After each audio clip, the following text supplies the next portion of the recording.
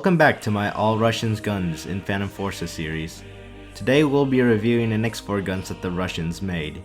If you haven't watched it yet, I recommend watching part 1 of all the Russian guns in Phantom Forces series. Needless to say, there is a disclaimer. I get my facts from a few gun sites and Wikipedia, and some of the facts that I say about the in-game information may or may not be accurate, since I spend too much time doing research for other guns. Without further ado, let's pick up where we left off.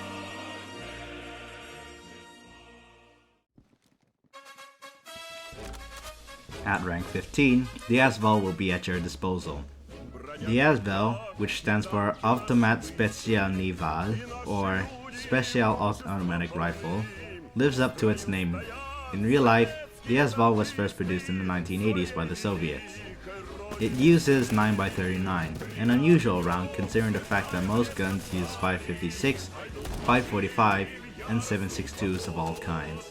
In-game, the SVU is unlocked at rank 15. While it does fire a larger bullet than most other assault rifles, it still does average damage, 34 to 20. This is due to the fact that 9x39 is a subsonic round, which means it travels slower than the speed of sound. There are 2 interesting aspects of the SVU, the fact that it's integrally suppressed, and the fact that it only holds 20 rounds per magazine unless you have the extended mags attachment. I believe the 20 rounds by default is intentional. This is to balance out the fire rate of this thing, which is a whopping 900 rounds per minute, while being very controllable even without barrel attachments. Because of its 20 round mags, reloads are often, and even with extended mags, it's best to play it safe and reload after every engagement. Reload is average at a tactical reload of 2.3 and an empty reload of 3.1. Sure, it's faster than some assault rifles, but it'll never be faster than the M16 and M4 series and the Colt SMG. Keep in mind, I said M16 and M4. This doesn't include the Beowulf, Colt LMG, Mark 11, etc. Now, back to the video. The walk speed is 14 studs per second. Enough said. With the SVU, it's important to reload the instant you spawn to get the 1 extra round in the chamber. This is important since the SVU drains through its magazine relatively quickly. This is why the extended mags attachment is very useful. You will get 10 extra rounds in the magazine in exchange for 30 rounds in reserve, but it doesn't matter since you'll be finding ARs and carbines scattered across the floor on certain maps. The only true downside that it's mandatory to get rid of a laser. The only thing you'll have to rely on when controlling the recoil is the grip. This is why I personally use the stubby grip. It's to reduce overall recoil. With this gun, you're gonna have to play a bit more carefully than your average assault rifle due to its low mag capacity and its overwhelming rate of fire. Reload after every engagement and play a little bit more carefully. Verdict? Use it.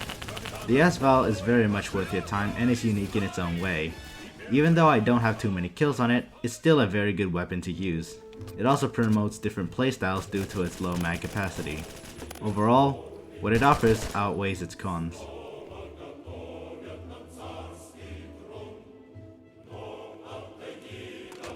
The DBV-12. Where do I start?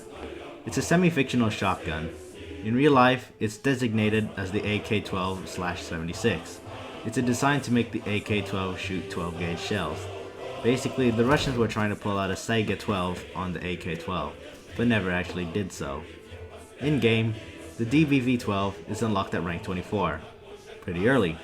It's also the first semi-automatic shotgun that you obtain. Thankfully, this gun doesn't have a good range compared to something like the KS-23M. The DBV-12 has a base damage value of 29 down to 17. Not only that, each shell contains 8 pellets by default.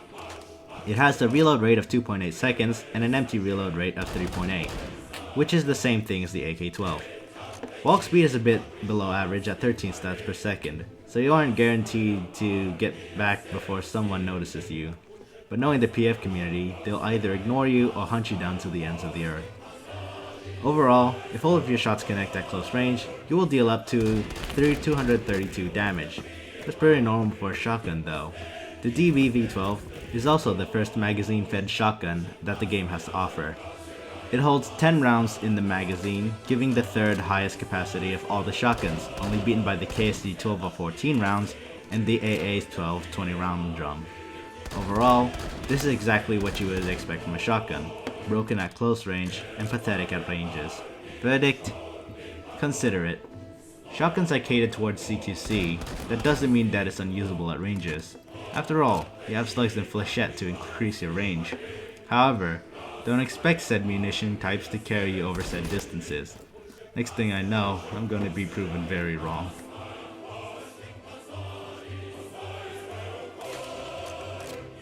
The AK-12 is a fictional carbine.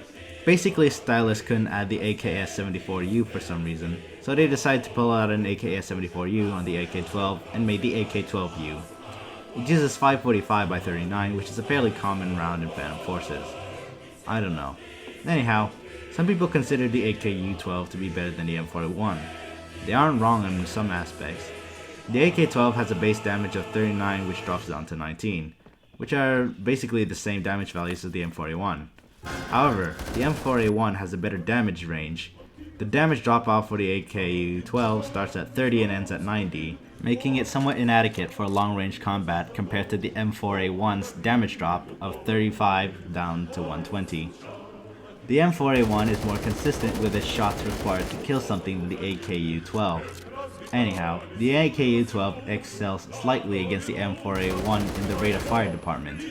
While the M4A1 fires a decent 780 rounds, the AKU fires at 800 rounds, practically the same as the M16A3. But then again, the M41 obviously beats the AKU's reload. The AKU has a reload rate of 2.6 seconds and an anti-reload of 3.5 seconds. Walk speed is average at 14 studs per second, so there's not much to look at there. However, the AKU-12 doesn't have its hyperburst anymore. It fires at a constant 800 rounds per minute regardless of burst or auto, so don't expect this thing to outperform the AK-12. Verdict? Consider it. The AKU-12 is a fun gun to play with, don't get me wrong, but there are other options that could do a much better job than the AKU-12. In fact, I would personally rather use the M4A1 instead of the AKU-12 due to how much more versatile the M4A1 is.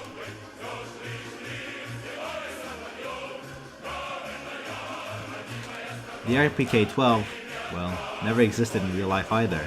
Instead, the closest thing to the RPK-12 is the RPK-16, which is basically a fully modernized RPK-74.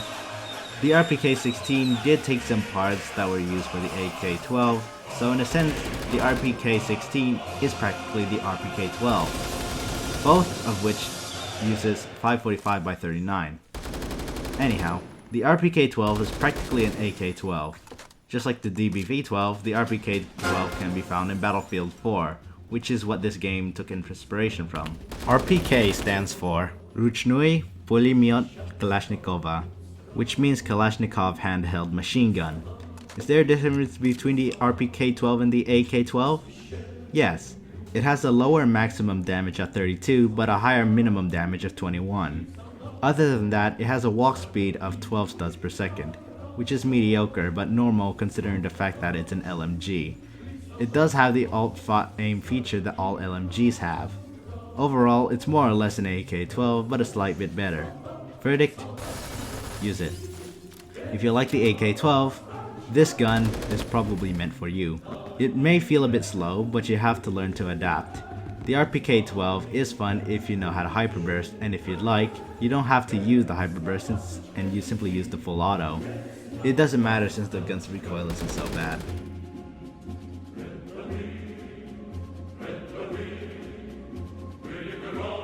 The Dragunov SVU is an attempt to modernize the SVD rifle. It somehow turned into a bullpup to fit the requirements. The SVU stands for Sniperskaya Vintovka Ukorochina, or shortened sniper rifle. It uses 7.62x54R, the same rounds that the SVD and the legendary Mosin Nagant uses. In-game, the SVU is a sniper rifle unlocked at rank 38. Fun fact, the SVU used to be a DMR in the early stages of the game.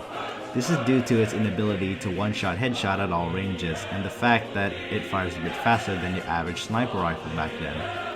The SVU is the first semi-automatic sniper that you get in the game. Damn, the Russians are first at a lot of things in this game, aren't they?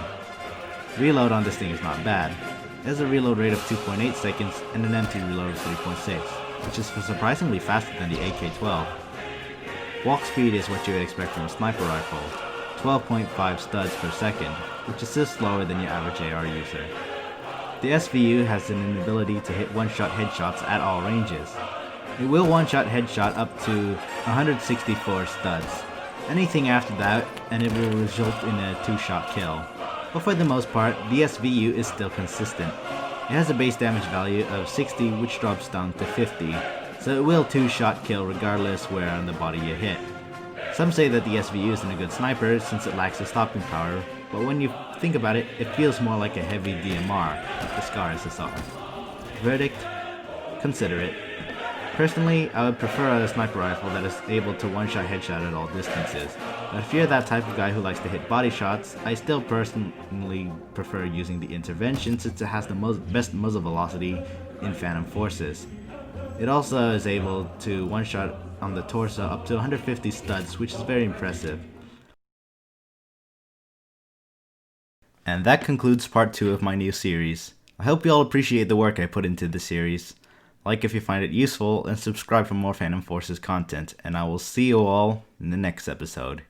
Peace out.